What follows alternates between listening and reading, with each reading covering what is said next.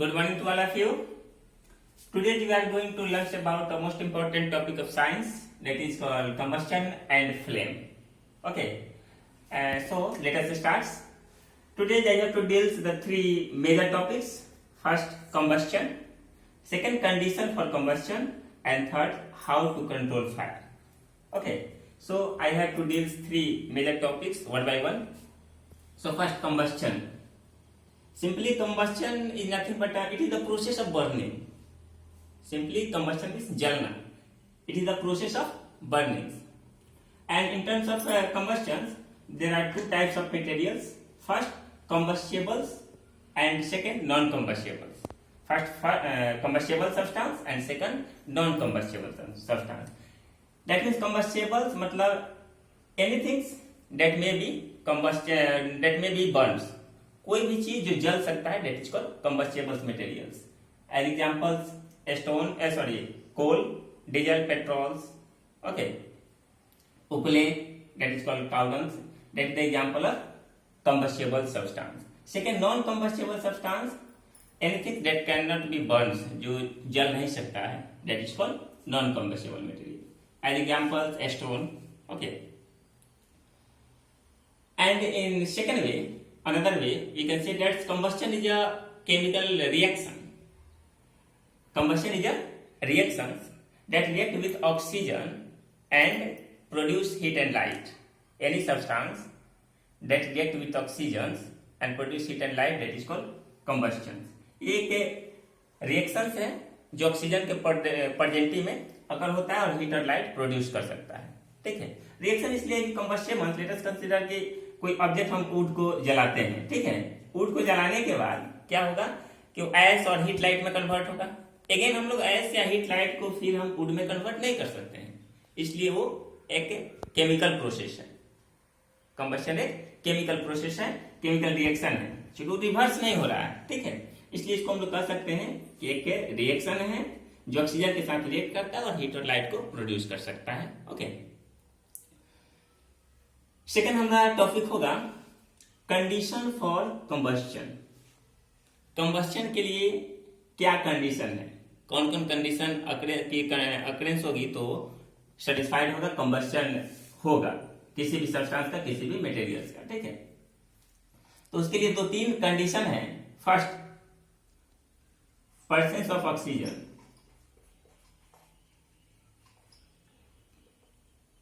Presence of air, और air में क्या, ऑक्सीजन.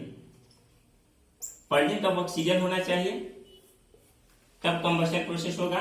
सेकेंड जो होगा, कंबस्टेबल मटेरियल होनी चाहिए. कंबस्टेबल मटेरियल्स या सब्सटेंस बोल सकते हैं. और थर्ड, एक टर्म है ignition temperature. Ignition, IGNITIO, ignition temperature. Okay, ये थ्री कंडीशन प्रेजेंट होगा तो कोई भी चीज, कोई भी सब्सटेंस, कोई भी मटेरियल जल सकता है, उसकी कंबस्शन होगी, बर्निंग प्रोसेस स्टार्ट होगा. तो फर्स्ट है कि प्रेजेंस ऑफ एयर. एयर में हम लोग जानते हैं that the mixture of different gases. Okay, nitrogen, oxygen, carbon dioxide. So air में तो ऑक्सीजन प्रेजेंट है, तो एयर की प्रेजेंटी होनी चाहिए क्योंकि उसमें भी ऑक्सीजन है ना, तभी कोई भी ऑब्जेक्ट, कोई भी मटेरियल, कोई भी सब्सटेंस जल सकता है. सेकेंड है कंबस्टेबल्स मटेरियल. जिस मटेरियल्स को हम कंबस्शन करना चाहते हैं, उसको बर्निंग करना चाहते हैं, वो कंबस्टेबल होना चाहिए, स्टोन नहीं होना चाहिए. वुड हो सकता है, कोल हो सकता है, डीजल, पेट्रोल, कोई भी हो सकता है जो कंबस्टेबल मटेरियल. थर्ड कंडीशन है इग्निशन टेम्परेचर. एक टर्म है जो समझ लेना चाहिए. Ignition temperature, that is a temperature on which any substance start to burning. Define कर सकते हैं, ignition temperature is the minimum temperature on which any substance start to burning और कैच द फायर. ठीक है, कोई सब्सटेंस जिस minimum temperature पे जलना शुरू कर देता है वो होता है उसका इग्निशन टेम्परेचर. ओके, और डिफरेंट मटेरियल्स का इग्निशन टेम्परेचर डिफरेंट होता है.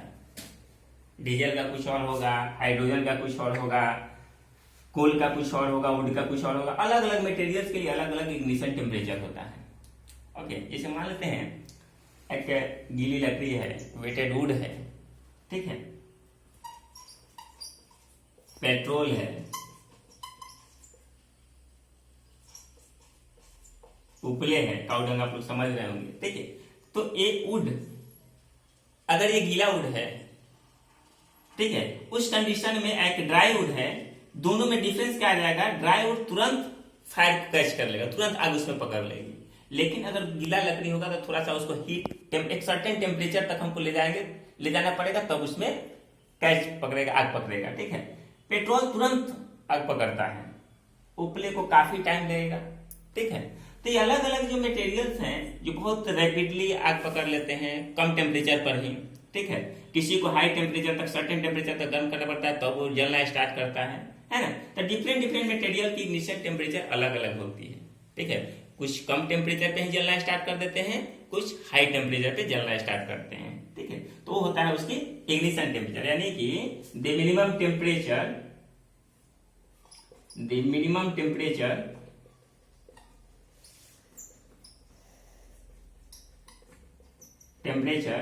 on which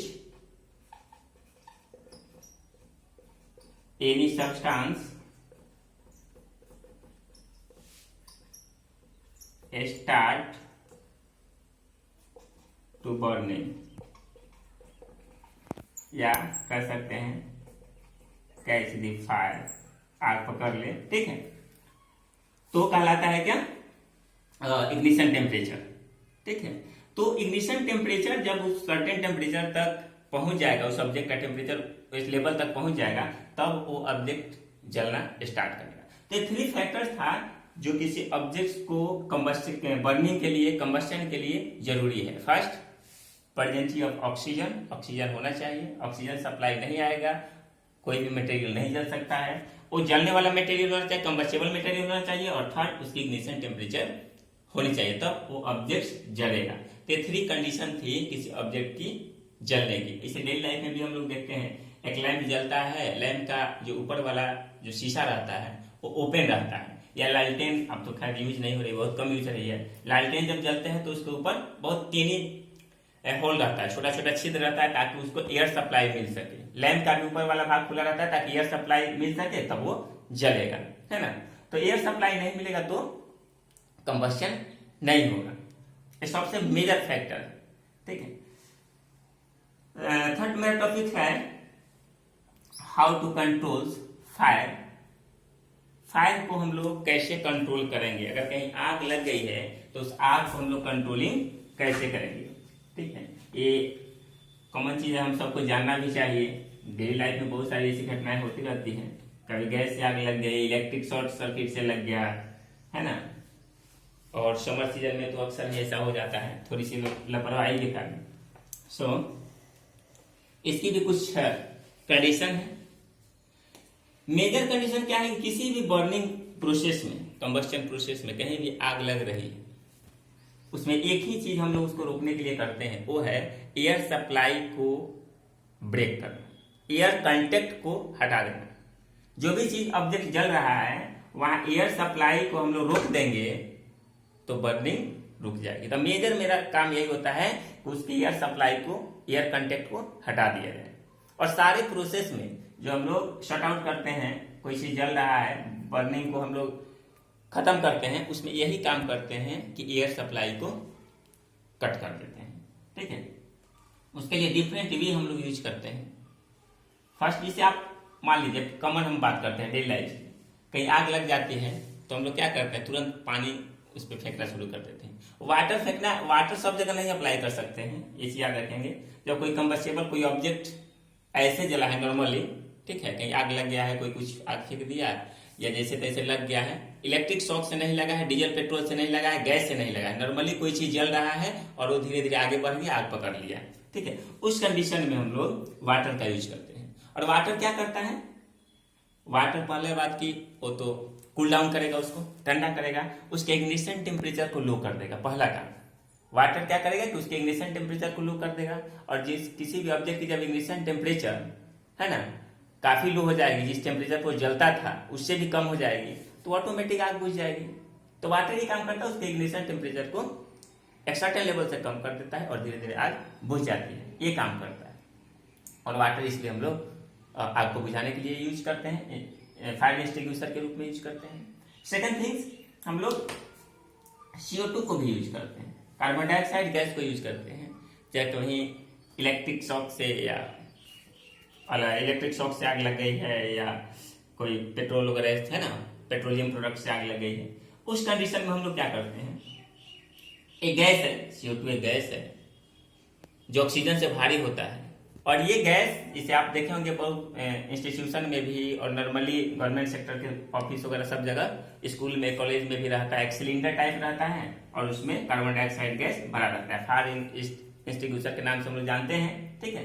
तो वहां भी क्या करता है वो, एक carbon dioxide gas high pressure पे लिक्विड फॉर्म में उसको रखा जाता है और उसको हम लोग फायर एक्सटिंग्विशर के रूप में यूज करते हैं। अगर आग लगी हुई है इलेक्ट्रिक वगैरह से, वो काम क्या करेगा, वो भी एक हमने बताया कि ऑक्सीजन से वो भारी होता है, तो उसके ऊपर क्या करेगा, चारों तरफ एयर के कंटेंट को कम करेगा और एक लेयर बना देगा चारों तरफ। ऑक्सीजन कार्बन डाइऑक्साइड का जो ऑब्जेक्ट जल रहा है उसके ऊपर एक लेयर बन जाएगा और लेयर बनने से एयर का कंटेक्ट उससे खत्म हो जाएगा। एयर का कंटेक्ट खत्म होगा, ऑटोमेटिक आग बुझ जाएगी, ठीक है। तो कार्बन डाइऑक्साइड का गैस हम इलेक्ट्रिक सॉकेट सर्किट से कहीं आग फायर किया है, आग पकड़ा है, तो वहां पे हम लोग यूज करते हैं, ठीक है।